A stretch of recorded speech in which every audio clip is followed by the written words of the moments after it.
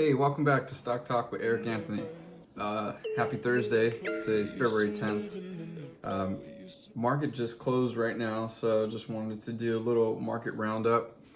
I was going to talk a lot about, today I was actually going to talk more about Palantir, but as the day kind of kept going, thought, well, I'll just kind of I'll talk some things about Palantir and what it's doing, but also maybe just bring up some of the behavior today and activity of the market. But first, before we get started, if you can click the like, subscribe, and notification bell, I would appreciate it. Okay, so to start off the day, woke up kind of early today so that I can just check out the CPI data. I'm just going to go over some of the main things that popped out. Price increases over the last year. Mind you, this is a 37-page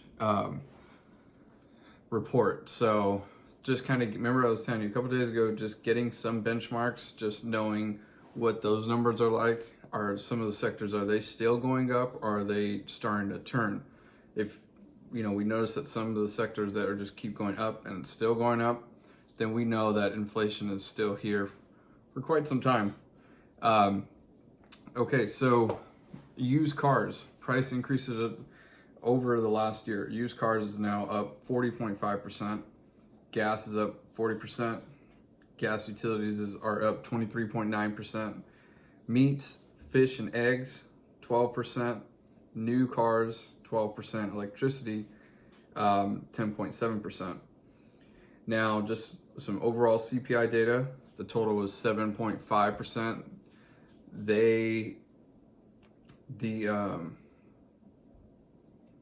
The prediction was that it would be 7.3, but it was actually 7.5, so it's still a little bit higher.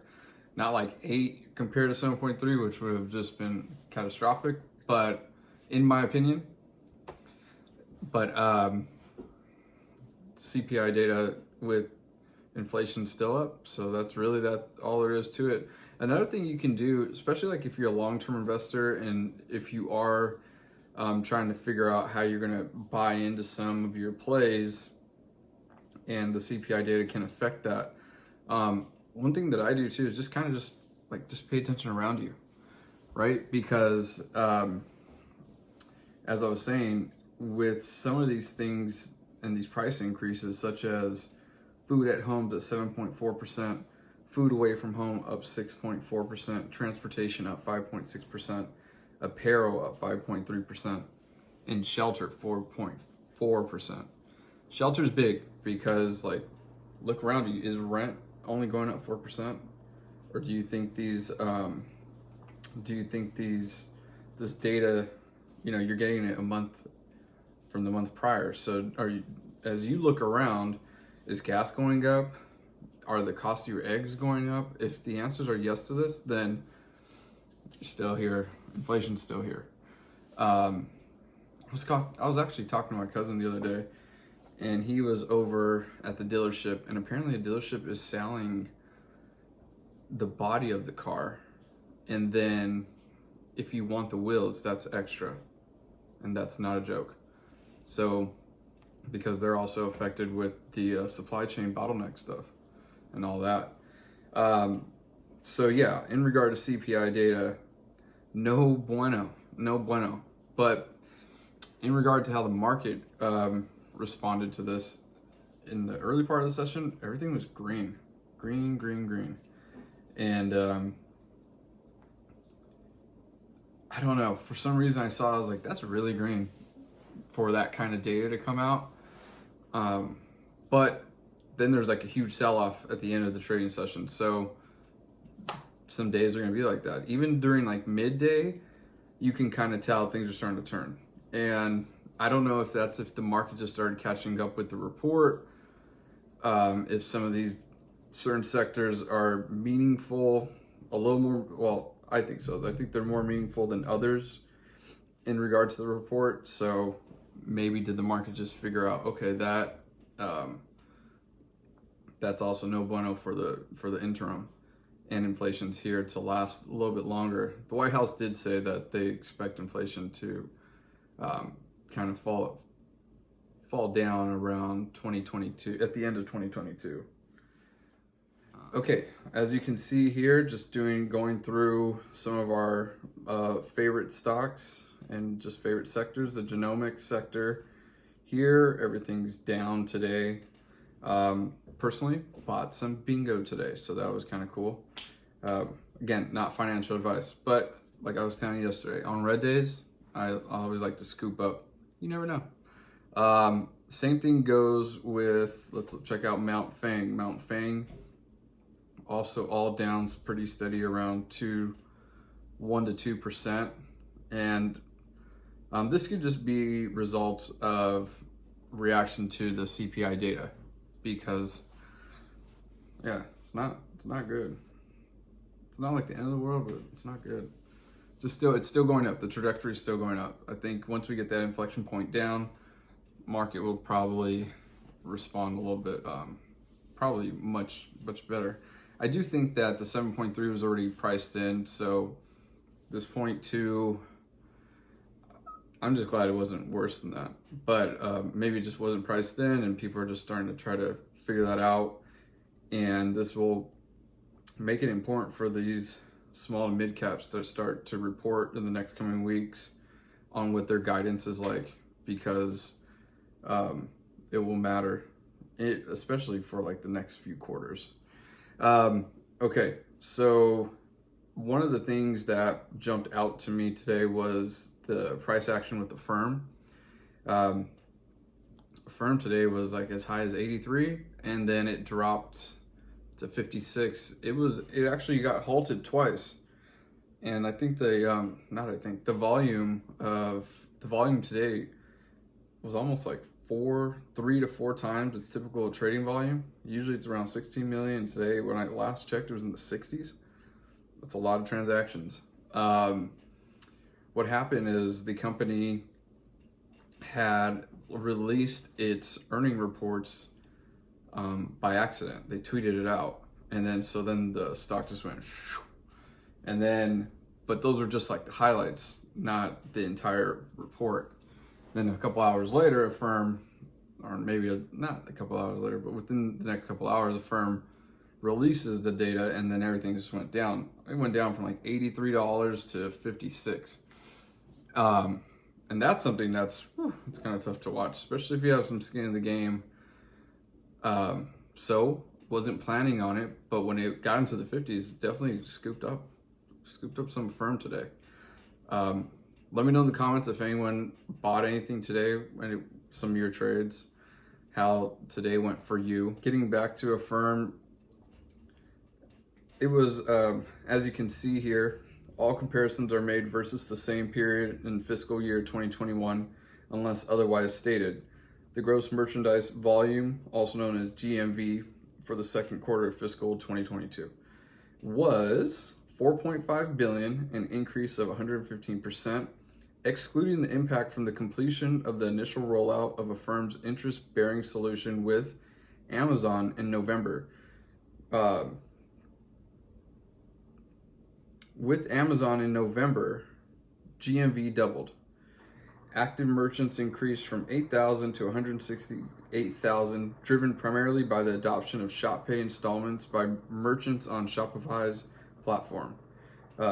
Active consumers grew 150% to 11.2 million and increased by 2.5 million, or 29% compared to the period ended September 30th, 2021.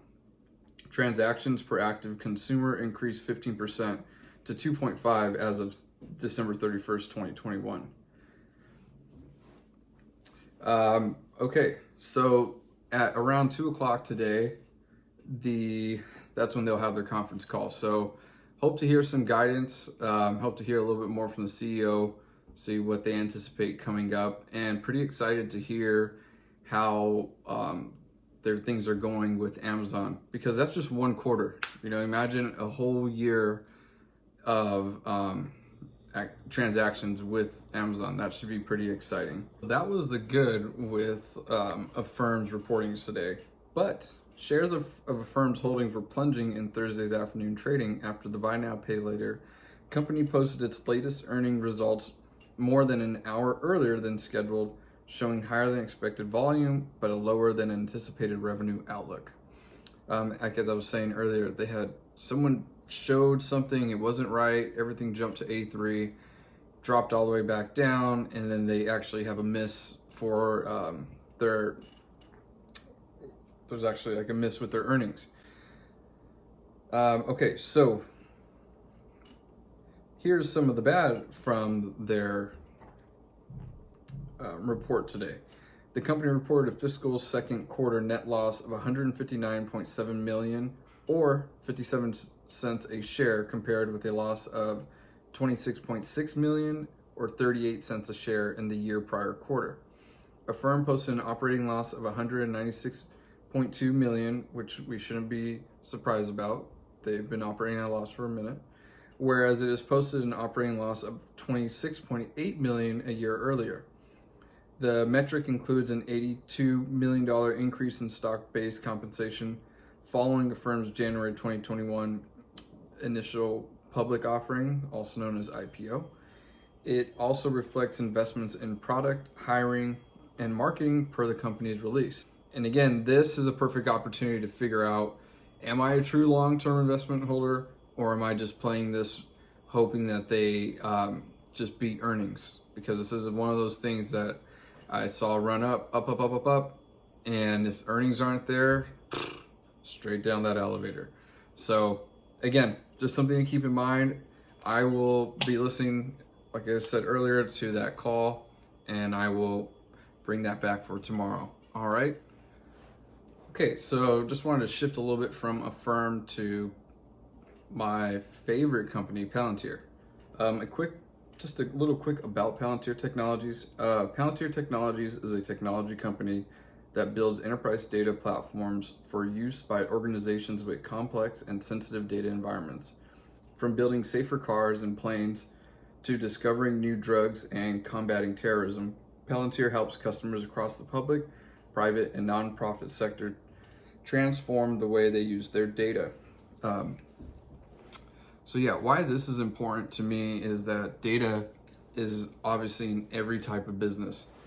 And today, specifically, Palantir just announced that they're extending their partnership with Ferrari to bring data-driven performance decisions to the racing operations. And now, like, Palantir is going to be on the cars, and it's going to be on the uniform. One thing that always kind of excited me in regard to Palantir was how they use data for the better, especially like they were already doing it for companies, and they're a B2B company with minimal, companies that minimal sales to consumers. So, okay, so if you don't know what a B2B company, from my understanding, because this is a little confusing for me too, there's like B2B and then there's like B2C, but B2B means business to business. So think of the companies that allow other companies to succeed.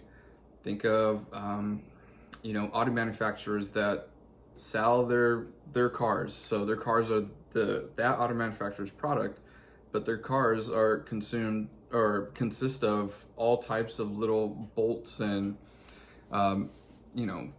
gears and just all other types of parts within the car. Now, that company or that manufacturer has relationships with a company that provides those parts, and that would probably be so an example of that is a business to business type of relationship. And what Palantir is moving into is a B2C, so business to consumer. You're going to be selling your product directly to the consumer. And as the past few quarters have gone, we've seen a steady increase in not only their B2B businesses, but also their B2C businesses. And this matters because one of the biggest things that they always get hit on, or their hit pieces, is that they don't have enough, commercial businesses. Because a lot of it, they've existed for quite a while in the private sector. And now, they have a bunch of contracts. One thing that also kind of gets them their hit pieces as well is that they're so secretive with how they operate, and it makes sense for how they utilize some of this data. But kind of getting back to what's always interested me, and that's why I brought to your guys' attention the Ferrari partnership extension today, is that data in sports matters. I don't know if any of you guys remember the Oakland A's. They made a movie on it, on how the GM during that time decided to, instead of focusing and utilizing his scouts, he decided to take a different route and make data-driven decisions. And he was able to get, the Oakland A's ended up setting a record for most wins in a season. And that was off of one of the worst payrolls, if not the smallest payroll of the MLB in that year. And so data is important because, one, you're going to be able to pick the best players. You're going to be able to see things and figure out little nuances of these players that you wouldn't really get through just doing the eye test. And, with the approach that the A's had taken due to their data-driven decision-making, it had gotten the GM an offer with the Boston Red Sox. So basically going from the complete bottom in regards to salary cap to the very top. He declined that. But ironically, shortly after that, Boston Red Sox finally won their World Series. The Houston Rockets in the NBA also do a lot of stuff based off data. So as a huge sports fan, I've always thought, man, it would be pretty cool if Palantir gets into Major League Sports. So I think, this thing they're doing with Ferrari, that will just be a segue into more of NASCAR, and then maybe different types of racing, formula, or, oh gosh, I'm not going to act like I know all the racing out there, but my whole thing is that you start with one and then you get the attention of others. So you start with racing, and then you never know, you might move into MLB, NFL, soccer. There's a lot of sports out there that can utilize this data. And if you can tell with these organizations that not only can we provide you with data that you haven't seen, but we can also save you money and costs, that just speaks volumes. So personally, that's just one of the little things that I've always liked with Palantir. Bought some Palantir today. It was a big red day. And like I've always said, when I see red days, I'm like, I'll just buy some. Nothing crazy, but definitely bought. I'm interested in seeing what will happen for the next few days now that we've gotten the CPI data report. Now that the markets seem to be responding and kind of bringing it into pricing, I'm very interested to see where things go the next few days. Hopefully we don't have markets like today where the volatility was just so crazy that it's like, oh my gosh, everything's green, and then all red. But if you're new and you haven't seen these kind of days, I think these are really great, because then you just start kind of building up a tolerance, like the fake hype that can happen within a trading session. Again, why does this matter if you're a long-term investor? One thing I think you want to keep in mind is that when you're investing, you should, like I keep saying, you should have a plan. But more importantly, where do you see your wealth growing? At what rate do you see your wealth growing? And if the companies that you are investing in are not performing at that same rate that you have for your expectation of wealth, then that might be a good time to sell out of the company, even if you're long. Because if at some point, if you think this growth is no longer coinciding with how I want to be moving personally, or how we move as a family, that's a good time to maybe take that capital out. I'm not saying take it out of the market completely, but that might be a good time to take it out of that current position and then try to reallocate it into something that's still growing, that at the same pace as that you have for your own personal wealth, or even more importantly, that's beating those expectations, outperforming what you see for your personal wealth growth.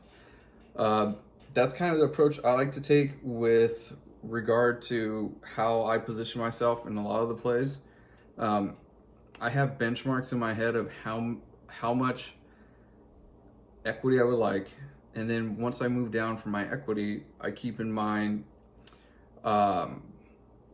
initial investment, and then I keep in mind time holding the position in regard for capital gains taxes.